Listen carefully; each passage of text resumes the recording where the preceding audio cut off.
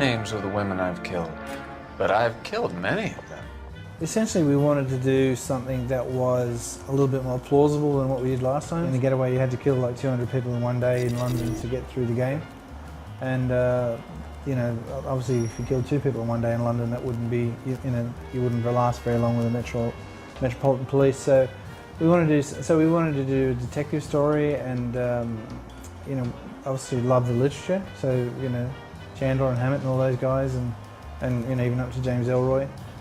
And so, you know, that kind of, we've kind of felt if we were going to go down that route, the 2 choices were San Francisco or kind of Los Angeles. And we made a decision fairly early on that we were going to do a real cop as opposed to a private detective. So that kind of drew us to the LAPD, and then it kind of was really an issue of if we wanted to go back in time and do that, could we actually do a time machine and take people back, you know, and recreate it the way it was. Thankfully for us, there was a guy, Spence, in the 20s, who flew over the whole of Los Angeles in a biplane and attached a huge camera underneath and literally photo mapped the whole of LA.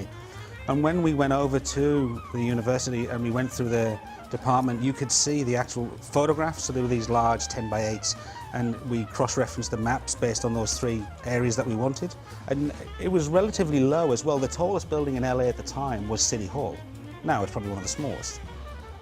And so from one picture you could get a snapshot of all the people, what time of day, how busy the streets were, what did the people wear, what were the buildings, what were the landmarks, where were the popular hotspots. Imagine yourself going back in time in the 40s and looking down on Los Angeles.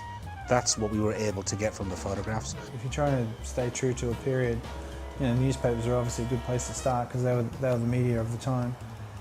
And we started reading through them on microfiches at the LA Public Library, and they would give us access to the Examiner, and which was a Hearst newspaper at the time, and the LA Times, which is still going. The real life stuff was way more interesting than anything we could ever kind of really make up. So the newspaper story became the basis of a case, and then from there we'd sit down and work out on a whiteboard what the plot would be, and there's lines what the and locations diagrams, were, and, you know. Could you go back here if you found this, and what happens when you talk to this person. So we spent a lot more time actually on plotting than we actually did on writing, enough, even though the script is enormous, just because there's a lot of logical flaws that you can have with that kind of thing. I was buying magazines from eBay, like you'd seen the Sears magazines and the wallpapers and home decoration. You would find photographs of people from the front, so effectively it's a 2D image. We realized the best place to get 1947 Los Angeles clothes is in Los Angeles. So we get on a plane and we fly over there. And we went to a place called Western Costume Hire. We ring them up and said, listen, we want to borrow some suits and jackets and of the 40s, and the guy says, yeah, sure. I said, so how big is the area? How many square feet? He said, if you put all of our rails end to end, it's 12 miles long. And so when you walk down miles and miles and miles of these aisles, they'll just bring you out outfits.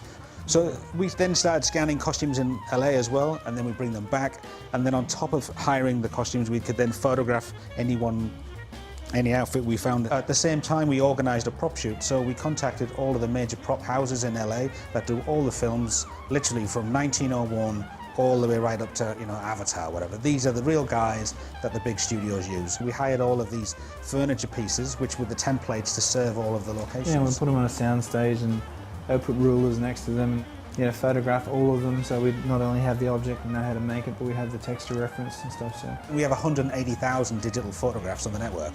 So when you look for a chair or a lamp, you know, particular type of chair. You know, so our reference is pretty rich.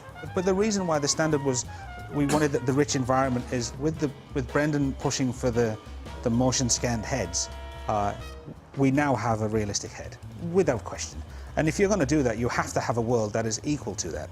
Because what we didn't want to do is distract the player from the performance of the actor, and you're trying to discover whether he's lying, and then effectively he's in a 6-foot room with a radiator in the corner. That's it, and we're saying it's a living room. It has to be immersive. If you're asking the player at a slower tempo to walk around locations and discover and decide for himself what are clues, what's dressing, what's going to advance my kind of cross-examination with this person, has to be rich.